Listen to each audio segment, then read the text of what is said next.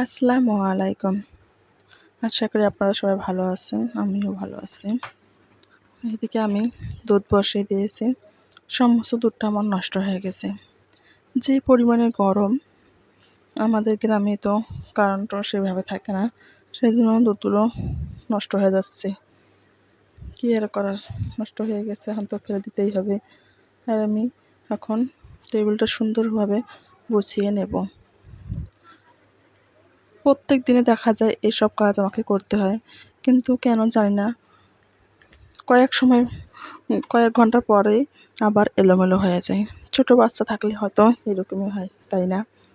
এলোমেলো হবেই, কারণ ওর যখন যেটা ইচ্ছা নিচ্ছে, খেলা করেছে, নাড়ছে, আবার এলোমেলো করে রেখে দিচ্ছে, কিন্তু আমাকে আবার গোছাতে হয়।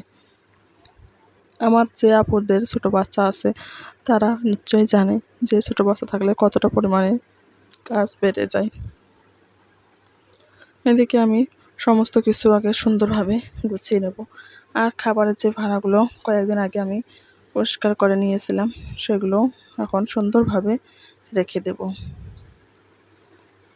এই যে মোটরসাইকেলের চেন নষ্ট হয়ে গেছে, চেন লাগিয়ে এতটুকু বেঁচে গেছে, সেটা আমি রেখে দিয়েছি। তো কখন আবার লাগে সেজন্য আমি এটা রেখে দেব। আর এখানে খাবারের সমস্ত ভাঁড়া আমি সুন্দরভাবে গুছিয়ে নিচ্ছি। সংসারের কাজ যেন কখনোই শেষ হয় না, তাই না? ছেলেরা তো অফিস আদালত কাজ, যার যার কাজে সকালে চলে যায়, সন্ধ্যা হলে চলে আসে, কিন্তু আমাদের মেয়েদের সকাল থেকে রাত পর্যন্ত যেন কাজ শেষ হতে চায় না।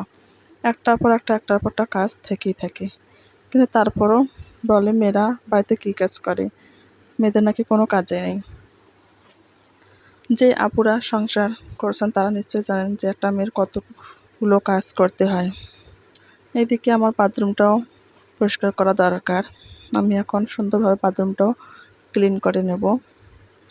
কালকে তো মোটরসাইকেলের বাথরুমটাও পরিষ্কার করেছি, আজকে এই বাথরুমটা পরিষ্কার করবো। একসঙ্গে সবগুলো বাথরুম ক্লিন করা সম্ভব হয় না, সেই জন্য আমি একদিন করে একটা করে ক্লিন করে নেই। আর এই বাথরুমগুলো যে সপ্তাহে অন্তত 1-2 বার করে আমি পরিষ্কার করি, তাহলে দেখা যায় টাইলসগুলো অত বেশি ময়লা হয় না, আর ততটা সময়ও নিয়েও পরিষ্কার করতে হয় না, অনেকটাই পরিষ্কার করা থাকে।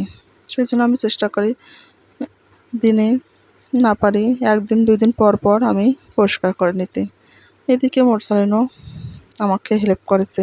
ওর হেল্প করা মানে তো জানেন, ও এরকম হুইল পাউডারগুলো দিয়ে খেলবে, আমার গায়ে ভয় দেবে, ওর গায়ে ভরাবে, এটাই ওর খেলা। কী বলবো, আমরাও একসময় এরকম ছিলাম, তাই না? ছোটোবেলার কথা মনে পড়লে মনে হয় আবার ছোটোবেলায় ফিরে যাই।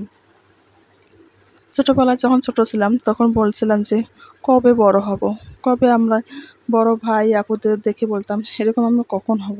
কিন্তু এখন যখন সংসার জীবনে এসে পড়েছি, তখন মনে হয় ছোটো ছিলাম, ভালো ছিলাম। এখন অনেক ঝামেলা, পড়াশোনা, সংসার, বাচ্চা কাচ্চা, সমস্ত কিছু নিজেকেই একা হাতে সামলিয়ে নিতে হচ্ছে। এর নামে মনে হয় সংসার জীবনে কোনো ছুটি নেই। সংসারের কাজ নিজেকে করতেই হবে। আমার তো দুধগুলো নষ্ট হয়ে গেছে, এখন ফ্রিজে কিছুটা দুধ ছিল, সেগুলোও বাইর করে নিয়েছি। এখন চা রান্না করবো। বিকালবেলা মোরসান কিন্তু চা খেতে অনেক পছন্দ করে।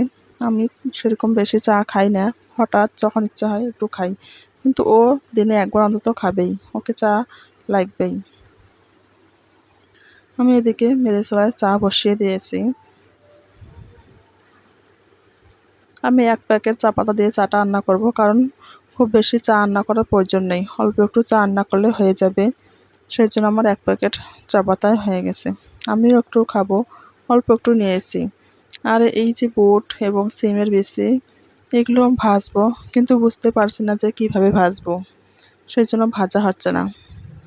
কীভাবে ভাজবো আপনারা যদি কেউ জানেন তাহলে কমেন্ট করে জানিয়ে দেবেন। খোদা হাফেজ।